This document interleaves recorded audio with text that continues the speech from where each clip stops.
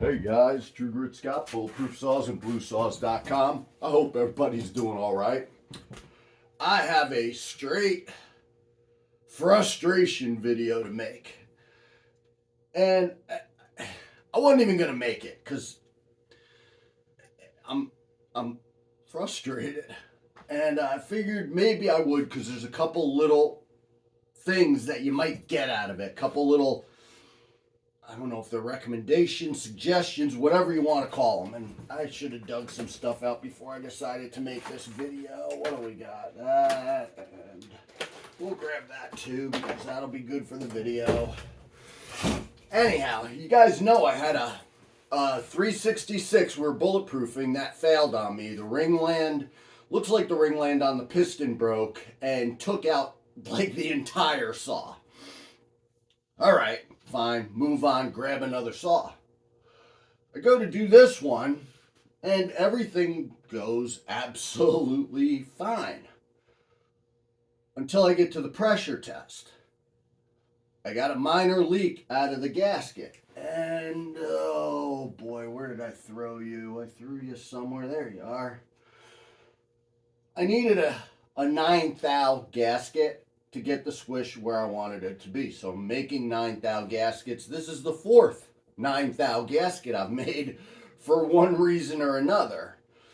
And the first time I don't like putting any sealant, anything on a gasket. If anything, I'll use a Halomar Blue type gasket dressing, which doesn't harden. And I spoke about it in another video, how some guys will use grease on gaskets.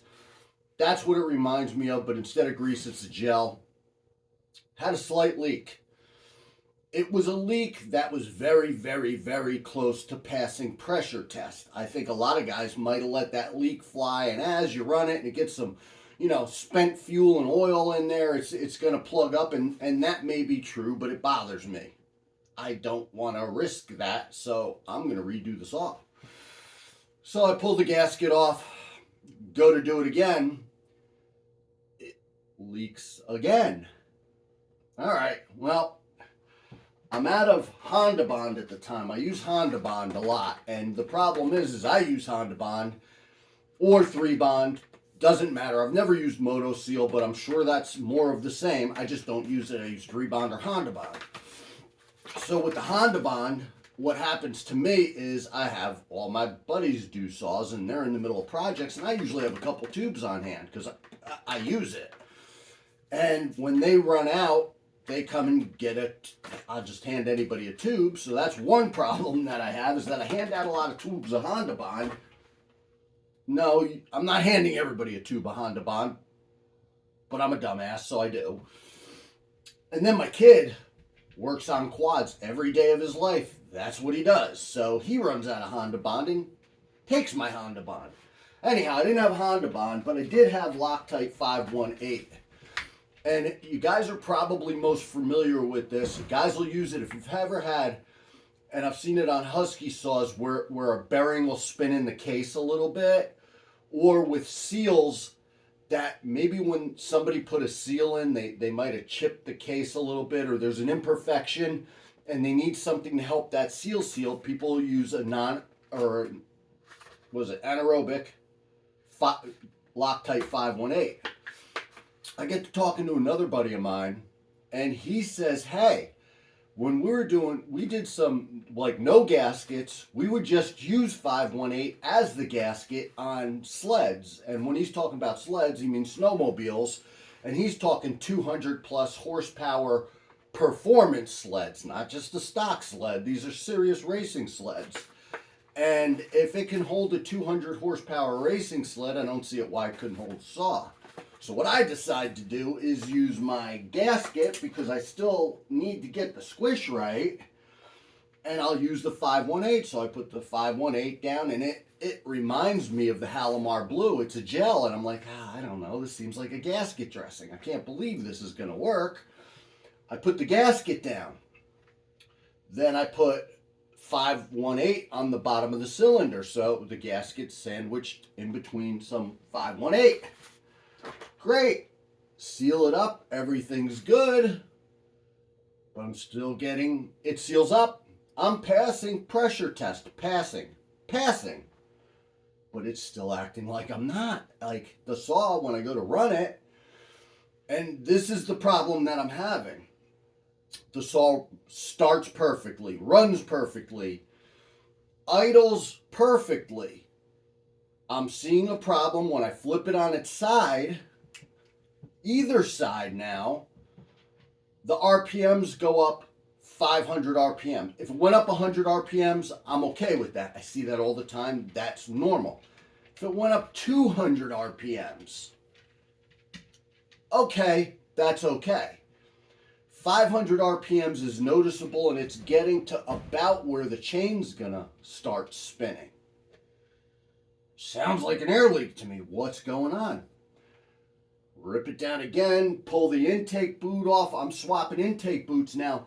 I have a couple, and we changed our listing on the modified cars because we were selling them with the updated intake boot. I'm having a problem getting them, and in the last batch of these that I got, a bunch of them had little like slices in them, and I don't know if they were slices or if the rubber actually split. So I actually lost half of them. I'm trying to get these back in stock because when they're right, I do like them. They do give me more flange material. So we got another one, another intake boot, and it seems fine to me. Like I'm okay with it. But the problem that I have is the flange isn't quite as thick as this one. And guys, we're not talking millimeters even. We're talking 10 thousandths. You know, is it 10, 20 thousandths more? And that's the difference we're talking. So the other updated one is, it's better than the stock Farmertec one. Generally, it has a little more material there. But what I think I'm finding is that might just be manufacturing variance in these, whereas this one, it's always significantly thicker. So I wind up ripping this apart a couple more times. It's sealed up. Had a problem sealing it with my steel test flange. It's leaking around there, but if I play with it, I get it to not leak, this, that, and the other thing, and I finally get it to not leak by using my old block-off plates. Just the test flange wasn't sealing on it. I put the block off plates on. It seals. It's good. I start fingering the intake boot. Like, hey, maybe it's got a little crack in it that I didn't notice, that depending on how you move the saw, maybe it's, you know, opening up. Well, that's not it either, because I'm torquing on while I have it under pressure, and I'm playing around with that intake boot, and it ain't doing what I think it should do. It's not leaking. So I'm ripping it apart again, and I pull it off, and at some point I did another gasket, and I'm not using the 518 again. I wound up getting Honda Bond and using Honda Bond. I have another jar of it, or another tube of it, which is still a pain in the ass to get off. That's why I don't use it, because the next guy who gets into the saw, when you just use a gasket, it's real easy to get off. When you use Honda Bond or whatever you use, it makes that gasket a chore to get off. So I rip it apart again, and I wind up, took my pressure tester, just because I was curious if maybe I had a leak on that impulse line. And maybe it was blowing bubbles in a funny way, because when I had that problem with flexing that, I'm like, well, maybe it's this. I'm grasping at straws. You can probably tell the desperation in my voice, because I'm frustrated. So I put a little cone on it, and I could plug it into the impulse, and then I could put my finger over the impulse here, and that's not leaking. And I'm going to play with it a little more, like really move it with my finger just to make sure nothing weird's going on. But I'm pretty sure that that's not leaking, so I'm going to try another intake boot. I don't think that's going to be the problem, and I don't think I had to rip it apart again. I'm almost wondering if once this gets running, because I don't notice it when it's cold as much as when it's hot, that, tip it on its side and going up RPMs, and I'm wondering if there's something going on with the seal. It passes leak down, but maybe as it runs, the seal gets wonky. It's the only thing that makes sense to me. And if it's not that, I think I'm going to take 5 pounds of tannerite, strap it to the saw, shoot it, blow it up, let it explode, and make a good video like that, because I'm beyond frustrated. The saw is perfect. There's no reason for this, and I think a lot of guys run, I've seen a lot of guys running saws like that. You tip it on its side, and you know it's got a little air leak because the RPMs are going up, but it's not bad enough, and the saw runs great. And maybe I'm being too much of a stickler. If it was 200 RPMs, I'm okay with that. It's just, and I'm guessing it's 500. It's going up about 500 RPMs. And that to me is a little too much. You know, I looked with the, what is that thing called? The Tiny Tack. Isn't that what it's called? Tiny Tack? Fast Tack. And this is a pretty good tack. And I'm pretty sure it was going up between 350 and like 550, and at 550 it's too fast. It's too much. So what have I done in the meantime? In getting frustrated, you know, I threw a new tank vent in. Maybe it's the tank vent, something. It ain't the tank vent.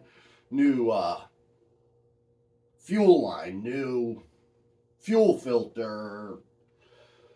And I don't like just throwing things at things, but when you're at a loss for something so minor, well, I can. I have all the parts here, so I can go through it. And it's a shame because the saw runs wonderfully.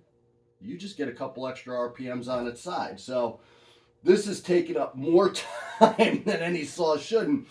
And guys don't realize sometimes this happens. Is it common? Absolutely not. I do a lot of these saws, and they go generally super smooth. Something jinxed me. Somebody's got a voodoo doll out there and they're poking me. I don't know what it is. So I'm going to figure this out. It's just odd to have a couple frustrating failures in the week. I wanted to update you guys on some things. Oh, this is a good update for you.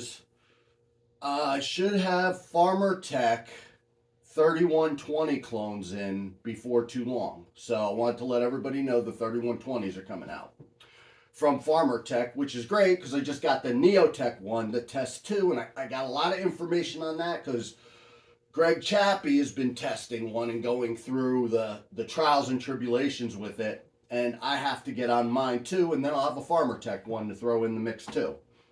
I'm still an 880 guys, like 880 guy, so we'll see.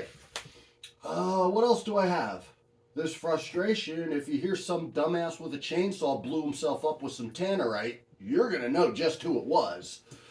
Because that's where I'm getting to. Maybe not. I usually don't get frustrated with this. I'm trying to get my zen back where I'm not.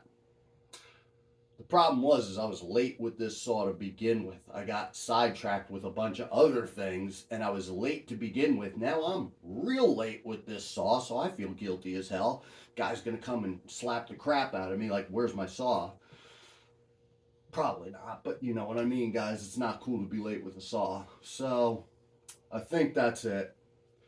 3120, that. I got chainsaw mills that I'm going to start making some videos on because it's milling season again for me.